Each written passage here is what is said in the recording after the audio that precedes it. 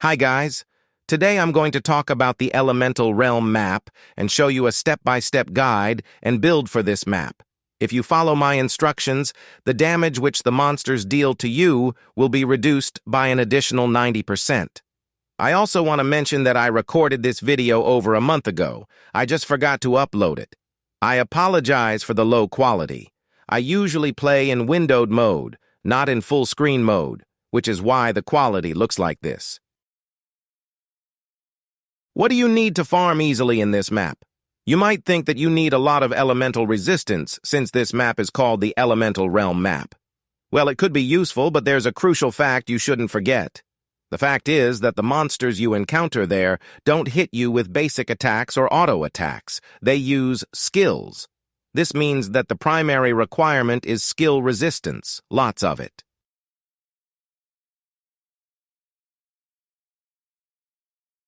When I say you need a lot of skill resistance, I truly mean it. Let me illustrate this with an example. I'll share a video where I was farming with only 11% skill resistance, and then I'll show you another video when I had over 60% skill resistance. This way, you'll be able to see how their damage output changes. Alright, so first I show you where I had only 11% skill resistance. Let's start it. As you can see, with only 11% skill resistance, I was suffering and dying too often. I even had to use the Dragon God Bless skill, which instantly regenerated my HP to 100%. Anyway, let's see how their damage changes as I increase my skill resistance.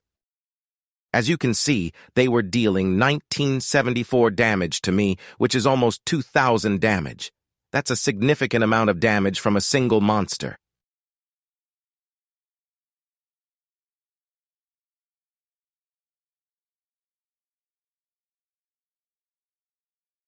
Alright, now I'll equip some items that have skill resistance bonuses as their main attribute. Once I've compared their damage on me, I'll also show you the build. This time, I had 37% skill resistance, and as you can see, they were already dealing less damage to me, which is awesome. At this point, they were dealing 800 to 1,400 damage to me, which is way less than before when they were dealing 1,200 to 2,000 damage. Alright, now it's time to unequip my Mythic Excellent Diamond since it doesn't have any bonuses, and it's only worth 50 to 101, which isn't much at all. It would cost me more 1 to unequip it with a 100% chance than it's actually worth. So I won't waste dragon coins on this one, neither one. Once I equip my Mythic Brilliant Diamond, I'll have an extra 24% skill resistance, which is great. I also got lucky with buying this diamond. I only had to pay 81 for it, even though its price is usually 180 to 281. Perhaps the person who sold it made a typo, didn't have a clue about its price, or just needed one quickly. Well, regardless of the reason, I consider it a good deal. This time, I had 60% skill resistance. Let's see their damage now. As you can see, they are dealing 600 to 1,100 damage. So, from 1,200 to 2,000 damage, we've lowered their damage to 600 to 1,100, which is more than acceptable and good, I think. Now, let's move on to the Item Plus Alchemy Build, and then we'll continue with the accessories, which make significant changes. But first, I'll show you a damage comparison picture so you can see the changes.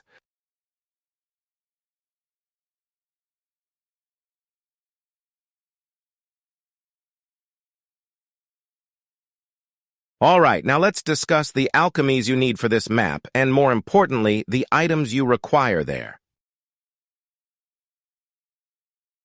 As you can see, with this build, you'll have a minimum of 65% skill resistance and a maximum of 88% skill resistance. That will be completely sufficient for you. I'm confident about that. Now, I have an even better suggestion for you. There is an accessory that lasts for 30 minutes and reduces the damage the monsters deal to half of what they did before, or even less. Sounds good, right? Let's take a look at this item. This item is called Dragon God Defense. The Dragon God Defense item has the following description. Lowers the damage you receive during a fight by 12-15% for 30 minutes. However, I'm sure that this description is not accurate at all. Just look at their damage. When I had 62% skill resistance, they were dealing 600 to 1100 damage to me. And what about now? They deal just 100 to 400 damage to me, which is ridiculous, isn't it? I mean, sometimes their damage is even under 100, like 60 to 90. It's quite amusing to see how that Dragon God Defense drastically changes their damage, isn't it? Pretty funny. But actually, there are 3 more things that might be useful for you whenever you're farming there, so let's start discussing them. It's time. The next 3 items are called the following. Elemental Resistance Stone. Elemental Resistance Potion. A pet that collects upgrading materials from the ground, as well as some unnecessary items. It can be a bat pet, like Bruce or Wayne, or a pet like mine, Astrabella, which is a small witch sitting on a stick. Believe me, you won't want to collect items from the ground by spamming the number 0 or the Y key on your keyboard. It's extremely boring to do it for hours. My goal was to achieve the 3rd set effect, which is the Chivalric set effect. To accomplish this, you have to farm for 10 to 30 hours, depending on your luck. Trust me, having a pet that collects these items for you is a decision you won't regret, I promise. So, if you follow my instructions step by step, you won't have any problems when it comes to farming there. I mean, if I were able to reduce their damage from 2,000 to 60, then you'll be able to as well, and most likely you won't regret it. I mean, it's much easier to farm there when they don't really deal damage to you, isn't it? All right then, now it's time to take a look at when I was trying to add the 3rd set effects to my items. Each hour, I was able to farm 8 to 17 pieces of materials for each item. For example, in 1 hour, I got 13 materials for the helmet, 17 for the shield, and 8 for the weapon. So typically, obtaining 50 pieces of each, including the helmet, shield, and weapon, would take you most likely 3 to 4 hours. In my case, it usually took 3.5 hours to obtain enough materials for 1 try for each of my items. Before we proceed to the point where I've been trying to add the set effect, please don't forget to buy Dragon God Defense. It's the key to easy farming in the Elemental Realm map. Now finally, let's see how many attempts it took me to obtain the Chivalric set effect, which grants you plus 1500 HP and plus 5% power against monsters. I haven't recorded my attempts at adding the armor set effect, but I can tell you it only took me 2 tries to obtain the set effect for my armor, unlike my helmet, which took 6 tries, and my weapon, which took 4 tries.